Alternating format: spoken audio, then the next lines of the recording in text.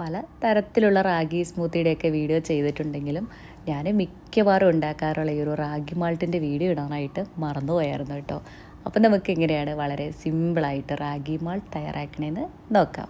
ഇതിനായിട്ട് 2 table spoon റാഗിപ്പൊടിയിലേക്ക് 1/4 cup വെള്ളം കൂടെ ഒഴിച്ച് കൊടുത്തിട്ട് കട്ടകളൊന്നുമില്ലാതെ നന്നായിട്ട് ഇതൊന്ന് മിക്സാക്കി കൊടുക്കാം. ഇനി ഇതൊരു സോസ് പാനിലേക്ക് ഒഴിച്ചു കൊടുക്കാം. ഈ ലോ ഫ്ലെയിമിൽ വെച്ച് കണ്ടിന്യൂസ് ആയിട്ട് ഇളക്കി കൊടുക്കാം. 3-4 മിനിറ്റൊക്കെ മതിയാകും കേട്ടോ. അപ്പോഴേക്കും ഇത് കുറച്ചൊന്ന് കട്ടിയായിട്ട് വരും. ഇതുപോലെ കുറച്ചൊന്ന് കട്ടിയായി കഴിഞ്ഞാൽ ഇതിലേക്ക് 1/2 കപ്പ് പാലും നല്ലൊരു ഫ്ലേവറിന് വേണ്ടിയിട്ട് കുറച്ച് ഏലക്കാപ്പൊടിയും കൂടെ ഇട്ട് കൊടുത്തിട്ട് 1-2 മിനിറ്റ് നേരം കൂടി ഒന്ന് തിളപ്പിച്ചിട്ടെടുക്കാം. ഇതിങ്ങനെ ഒന്ന് തിളച്ച് വന്ന് കഴിഞ്ഞാൽ ഫ്ലെയിം ഓഫ് ചെയ്യാം. ഇനി ഇതിലേക്ക് നമ്മുടെ മധുരത്തിനായിട്ട് ശർക്കരപ്പൊടി ചേർക്കാം.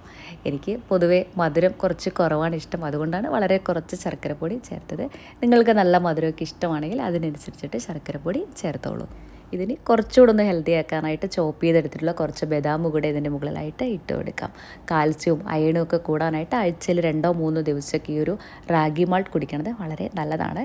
ഇഷ്ടമായി കഴിഞ്ഞാൽ തയ്യാറാക്കി നോക്കണേ. അതുപോലെ കൂടുതൽ നല്ല റെസിപ്പീസുമായി നമ്മുടെ ഈ പേജ് ഒന്ന് ഫോളോ ചെയ്യാനും മറക്കല്ലേ കേട്ടോ. താങ്ക്